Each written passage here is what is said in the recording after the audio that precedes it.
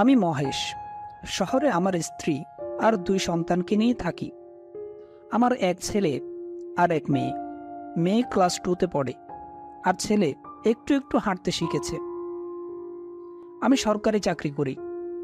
চাকরি সূত্রে আমাকে বিভিন্ন জায়গায় যেতে হয়। এজন্য আমার স্ত্রীর ভীষণ রাগ। এভাবে বারবার বাড়ি পরিবর্তন করতে তার নাকি ভালো লাগে না। কিন্তু কি আর করার, চাকরি টিকিয়ে রাখতে তো এতটুকু কষ্ট করতেই হবে। একদিন সকালে ছাদে বসে চা খাচ্ছি, এমন সময় ফোনে অফিস থেকে কল এলো। হ্যালো স্যার, কেমন আছেন? এই তো ভালো। তুমি কেমন আছো? ভালো আছি স্যার। তা স্যার, এই সময়ে? হ্যাঁ মহেশ, তোমাকে রূপপুরে ট্রান্সফার করা হয়েছে। আগামী মাসেই তোমাকে যেতে হবে। আবার ট্রান্সফার? ই আর করবে, এটাই চাকরি। আমার গিন্নি তো এবার রেগেই যাবে দেখছি। গিন্নিকে বোঝাও। ঠিক আছে স্যার, ভালো থাকবেন। আমি ফোন রেখে নবনীতাকে ডাকলাম। নবনীতা, কই গেলে? এই দিকটা একবার এসো তো। ঘর থেকে বেরিয়ে নবনীতা ছাদে এলো। কি বলবে তাড়াতাড়ি বলো। ওইদিকে রান্না হচ্ছে, পুড়ে যাবে তো। আসলে বলছিলাম কি, কি বলবে বলো। মানে হলো, আমি আহ, কি আমতা আমতা করছো? কি বলবে পরিষ্কার ভাবে বলো। আমাকে রূপপুরে ট্রান্সফার করা হচ্ছে। হয়ে গেল আবার সেই ঝামেলা। 1-2 বছর পর পর এই এক ঝামেলা শুরু হয়। ধুর, ভালো লাগে না আর। ও আমাকে একগাদা কথা শুনিয়ে দিয়ে ঘরে চলে গেল। একদিকে বউয়ের এসব কথা, আর অন্যদিকে চাকরি, সবকিছু মেনে নিয়েই চলতে হচ্ছে। তবে সে যাই হোক, দিন শেষে এই ঝাড়ির পেছনেই নিজের শান্তি খুঁজে পাই। পাবো নাই বা কেন? পৃথিবীতে কে আছে আমার ও ছাড়া? ছোটবেলায় বাবা মাকে হারিয়েছি। গ্রাম থেকে এসে শহরে পড়াশোনা করেছি। যখন আমার কেউ ছিল না, তখন ওই একমাত্র আমার পাশে দাঁড়িয়েছিল। তবে তখন আমার কিছু না থাকলেও আজ আমার সবই আছে। সরকারি বড় পদে চাকরি, ভালো একটা জীবন, আর যে মানুষটা আমাকে সবসময় সাপোর্ট করে গেছে, সেই মানুষটি আজও আমার পাশে আছে। এটাই আমার কাছে আসল শান্তি। ঘড়ির দিকে তাকিয়ে দেখি 9টা বেজে গেছে। এই রে, অফিসের সময় হয়ে গেছে। এখনই তাড়াতাড়ি রেডি হয়ে বেরোতে হবে। আমি চায়ের কাপখানা টেবিলের উপর রেখে রুমের দিকে চললাম। রাতের খাবার শেষে বিছানায় শুয়ে আছি। নবনীতা পাশে বসে বলল, তা কবে যেতে হবে শুনি? বলল তো আগামী মাসেই। ঠিক আছে। এভাবে কেটে গেল বেশ কিছুদিন। সকালে নবনীতা জিনিসপত্র গুছিয়ে নিচ্ছে। সবকিছু গুছিয়ে নিয়ে চললাম রূপপুরের উদ্দেশ্যে। সেখানে একটা বাড়ি আগে থেকেই বুক করে রেখেছিলাম। ভাড়াটা অনেক কম থাকায় আর না করিনি। বাড়িটা নাকি অনেক সুন্দর। আমাদের ঘরের সব জিনিসপত্র আগে থেকেই একটা ট্রাকে করে পাঠিয়ে দিয়েছি। আমরা মূলত যাব ট্রেনে করে। দুপুর 3টা ট্রেন। অলরেডি 2:30 বেজে গেছে।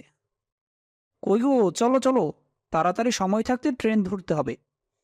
এবেলায় ট্রেন মিস করলে আজ আর যাওয়া যাবে না। সিট নাম্বার দেখে বসে পড়লাম আমাদের সিটে। আসার সময় টিকিট কাউন্টারে গিয়ে দেখি একটা টিকিটও অবশিষ্ট নেই। ভাবলাম হয়তো এত লম্বা পথ দাঁড়িয়েই যেতে হবে। কাউন্টার থেকে ফিরেই আসবো, এমন সময় দেখা হয়ে গেল আমার ছোটবেলার বন্ধু বিপিনের সঙ্গে। ওর সাথে কথা বলে জানতে পারলাম ও এখানকার স্টেশন মাস্টার। আমার কথা শুনে ওই তাড়াহুড়ো করে দুটো টিকিট ম্যানেজ করে দিল। তার জন্যই আজ এই স্বস্তির যাত্রা।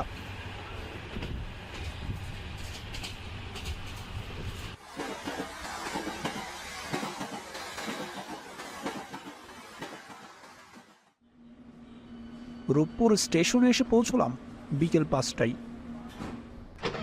সেখান থেকে একটা অটো নিয়ে চলে এলাম সে বাড়ির সামনে। বাড়িটা পুরনো, তবে পুরনো হলেও বেশ সুন্দর। আশেপাশে নানা প্রজাতির গাছপালা, পাখিদের কিচিরমিচির আওয়াজ শুনতে ভালোই লাগছিল। বাড়ির ভেতরে ঢুকে আমি বেশ অবাক হলাম। শুধু আমি নয়, আমার স্ত্রীও অবাক হয়ে গেছে। বাড়িটা অনেক সুন্দর আর পরিপাটি। এত সুন্দর বাড়ি কেউ এত কম টাকায় ভাড়া দেবে ভাবাই যায় না।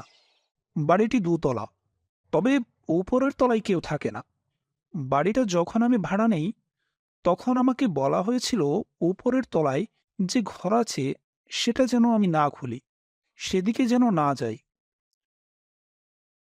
যদিও কথাটা খুব একটা পছন্দ হলো না আমার, তবুও এত কম টাকায় এমন একটা বাড়ি ভাড়া পেয়েছি, এটাই অনেক।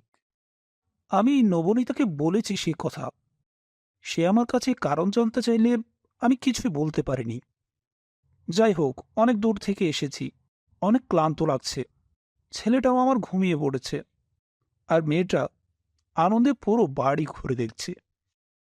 নবনীতা পাশে বসে বলল, তুমি রেস্ট নাও, আমি ফ্রেশ হয়ে দেখি কি রান্না করা যায়। না না, এখন আর রান্না করার প্রয়োজন নেই। তুমি বসো, আমি বাইরে থেকে খাবার নিয়ে আসছি। এই বলে আমি বেরিয়ে পড়লাম খাবারের দোকান খুঁজতে। দেখলাম ছোটখাটো একটা চায়ের দোকান। দোকানটির সামনে যেতেই দোকানদার আমাকে বলল, কি মশাই, আপনাকে তো আগে কখনো দেখিনি। কোথায় থাকেন?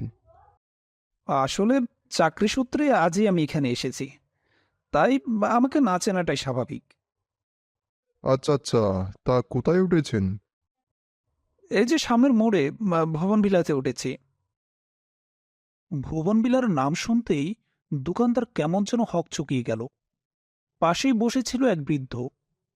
উনি এতক্ষণ আমাদের কথাই শুনছিলেন। হঠাৎ উনি বললেন, ওখানে উঠেছ কেন? না মানে, বাড়িটাও ভালো আর ভাড়াটাও একটু কম। তাছাড়া আমার অফিসটাও এখান থেকে বেশি দূরে নয়, তাই আর কি ওখানে উঠলাম। কেন, কোনো সমস্যা আছে নাকি? বৃদ্ধ মহাশয় একটু ভেবে বললেন, না বাবা, কোনো সমস্যা নেই। তবে তোমরা একটু সাবধানে থেকো কেমন? আর কোনো প্রয়োজন হলে আমাকে খবর দিও। ওই যে দেখছো সবুজ রঙের বাড়িটা, ওটাই আমার বাড়ি। কোনো সমস্যা হলে অবশ্যই আমাকে জানিও। জি জি, অবশ্যই জানাবো। অনেক ধন্যবাদ আপনাকে।